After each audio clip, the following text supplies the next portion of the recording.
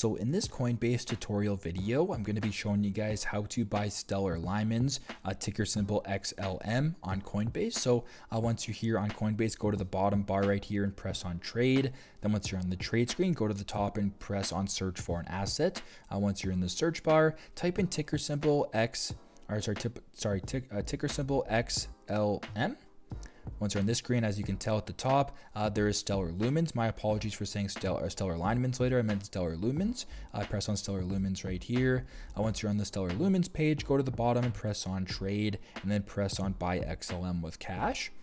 And then if you want to invest $2, for example, or whatever amount that you want into Stellar Lumens, press on 2 or whatever amount that you want, and then press on review order. Once that is done, it's now going to take a couple seconds to review this order and then take you to the next screen where you can finalize your purchase. So just bear with it. It shouldn't take too much longer. So once that is done and you want to finalize your purchase, go to the bottom, press on place order, and there you go.